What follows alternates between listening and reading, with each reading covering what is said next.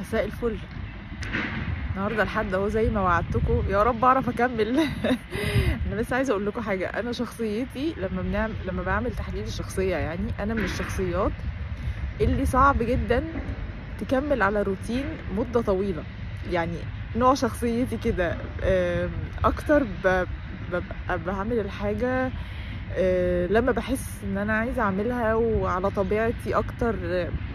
حتى في الحاجات اللي مثلا اللي هيلثي قوي بقى، وساعات اظبط نفسي بقى اشرب الصبح ميه بليمون مش عارف ايه. تلاقوني عملتها اسبوع 10 ايام وهوب وقفت شويه، وبعدين رجعت تاني عملت اختراع تاني خالص. وبعدين فانا نوع شخصيتي كده ومتقبلاه. بس انا معاكم عايزه احاول احافظ على هذا الروتين، علشان ده برضو تدريب ليا، تدريب لان دي حاجه مهمه ان انا ابقى عامله روتين لنفسي لفيديوز او بوستس او كده. وانتوا كمان بتستنوني، ودي حاجه انا عمري ما كنت احلم بيها يعني. اهو لحد دلوقتي اهو الحمد لله، يعني يا شورت يا فيديو، يا شورت وفيديو يوم الاحد زي الفل. انا كده والله ما قصرت. طيب احنا هنكمل. انا ما كملتش قرايه النهارده في الكتاب، فخلينا نكمل الحته بتاعه الام نرجسيه وبنتها كبش الفداء في مرحله المراهقه. وممكن تبقى دي اخر حلقه في موضوع مرحله المراهقه، ونروح بقى بعد كده للبنت بقى لما كبرت، وسواء اتجوزت او ما اتجوزتش، سواء عندها اخوات او ما عندهاش، الكلام ده كله. لان جالي يعني مشاهده اعتز بيها جدا، قالت لي اتكلمي على البنت الوحيده لما تبقى مامتها نرجسيه، ما عندهاش اخوات. فيعني دي لها داينامكس او شكل علاقه مختلف. هتكلم فيه في فيديو تاني ان شاء الله. طيب تكملة بقى لمرحلة المراهقة. البنت دلوقتي في أواخر مرحلة المراهقة، بتبقى في ثانوي وداخلة على جامعة. ده معناها إن في قرارات مصيرية بتتاخد، قرارات علمي ولا أدبي، قرارات هدخل كلية إيه أو هدخل جامعة إيه، طب أنا بحب إيه ونفسي في إيه. طبعا دي عبارة عن صراع على السلطة. الموضوع ده بيقلب صراع على السلطة، لأن الأم النرجسية مش عايزة بنتها تدخل حاجة تنجح فيها، عايزاها تدخل حاجة تصارع فيها وتحارب فيها. ليه؟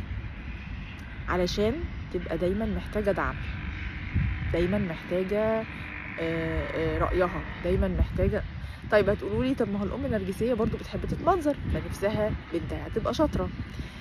في حالة ان في اخوات تانيين الشطارة دي هتبقى يعني ايه، ملهاش منطق محدد. يعني اخواتك هم اشطر منك ازاي؟ ده انا جايبه 90 وهم 80. بس هم في هندسه وانتي في تجاره. لا بس هم مش عارف ايه وانتي في ايه. بس هم كانوا بيلعبوا رياضه وانتي ما لعبتيش. بس هيبقى في مقارنه كده، يعني ايه، رايحه جايه. فقدام الناس هي نفسها كشو اوف، كمنظره ان بنتها تجيب درجات حلوه، بس في نفس الوقت تجيب درجات حلوه ملهاش علاقه بان هي تدرس حاجه ما بتحبهاش. يعني تدرس حاجه ما بتحبهاش وتجيب كمان درجات حلوه عشان نعذبها بقى جدا بقى، يعني يبقى تعذيب كده ايه على سجيته على اخره يعني. فطبعا دي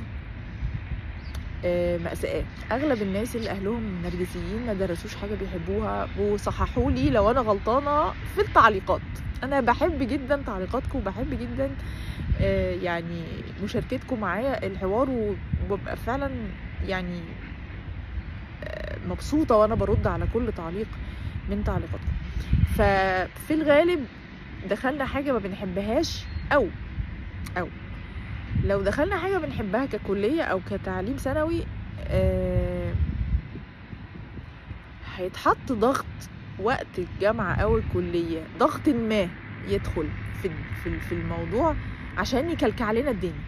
لو انا شاطره وحابه اللي انا بعمله، لا نكلكع لك الدنيا، نخطبك ونجوزك، تحسي تتكعبلي بقى خالص بقى، تبقي متجوزه ولا مخطوبه وقت الجامعه فيتنكد عليكي. وطبعا لو هتخطبي وتتجوزي يعني خلينا نقول مش عايزه اعمم، 90% هيبقى نرجسي. ف نكلكع لك، نعمل لك كلكعه، نعمل لك خناقات، نتخانق انا وابوكي كل يوم عشان تعرفيش تذاكري ولا تركزي. نخليكي مثلا مسؤوله عن جدتك المشلوله، اي حاجه.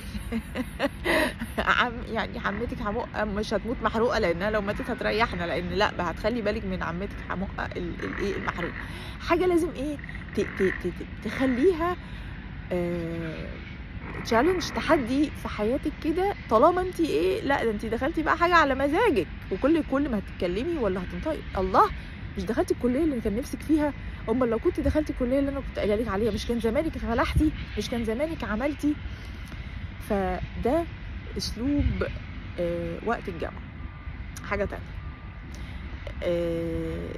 العرسان والعلاقه بالولاد والشلل والكلام ده كله. لحد وقت الجامعه، اول الجامعه مثلا، بيبقى في فكره ان الراجل ده كائن شرير واحنا لازم نبعد عنه وما ينفعش نحتك بيه، وعيب يا بنت، وقومي يا بنت، وما تبصيش لابن عمك، واقعدي قومي من جنب ابن خالتك، وانت كبرتي المفروض ولادت عكسك، والبسي عدل تمام. طيب دخلنا الجامعه لقيناكي مؤدبه وماشيه جنب الحيط، نبتدي نقول لك ايه بقى؟ ولا حد معبرك، ولا حد باصص لك، ولا حد عايز يخطبك، ده انت ايه؟ انت مش عارفه تجيبي عريس، مش عارفه تلاقي لك واحد كده كويس؟ اهدى، ايه يا شيخه؟ مش الموضوع ده كان محرم من 3 ايام يعني، لحد ما طلعت النتيجه. دلوقتي بقى اروح اشبك على طول، امسك في دراع المقرر على طول، ولا اعمل ايه في عيشتي؟ ادوني طب وقتي انقل الموجه، اي حاجه مفيش بقى.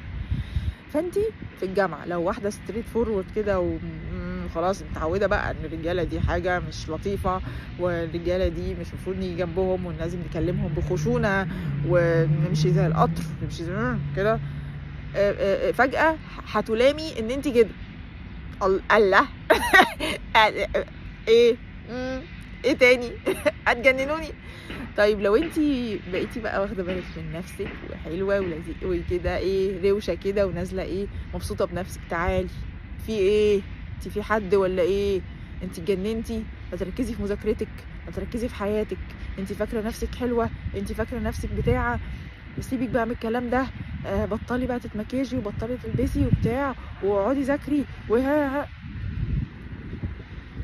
اعتقد يعني اتمنى كلامي ما يبقاش صح، يعني اتمنى ان كلامي يبقى غلط، وان يكون في حاجه تانية حلوه حصلت.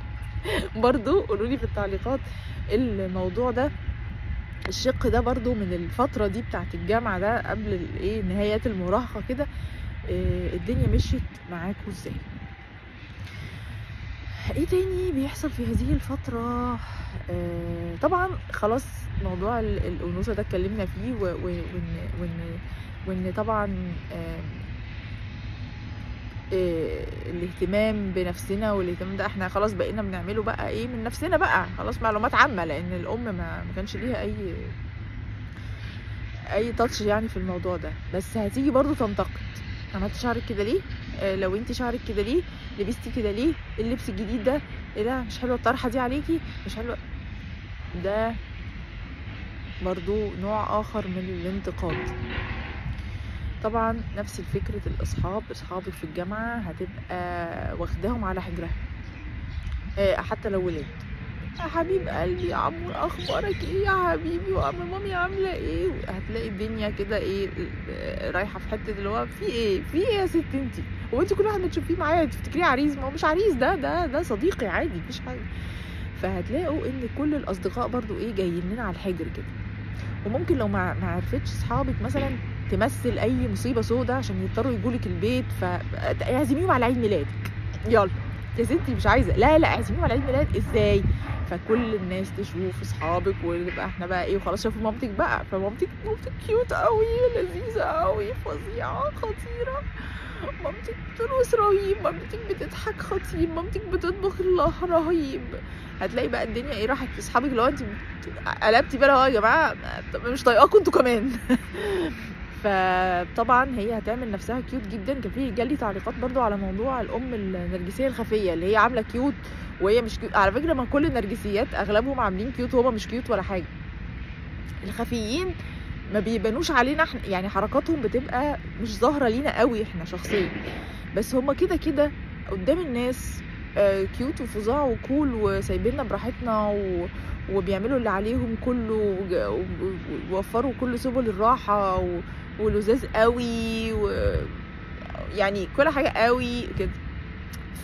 فبرضو اصحابنا للاسف حتى في وقت الجامعه لو اضطرينا ان احنا نعرفهم عليها هيحصل لهم زي بالظبط اصحاب المدرسه، هيتحطوا في كاتيجوري كده معاها، وتلاقي بقى ماسكه التليفون مين معاكي، الله دي داليا بجد سلمي لي عليه، لا هاتي كلمها ايوه يا دودي ازيك يا حبيبتي، تلاقي واخدت التليفون ايه وطلعت بره. لا حريق ماما دي صاحبتي انا، ما ترجعي بالتليفون رايحه فين؟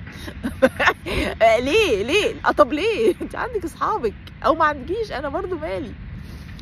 فبرضو دي من الحاجات اللي هي هم يضحك وهم يبكي يعني.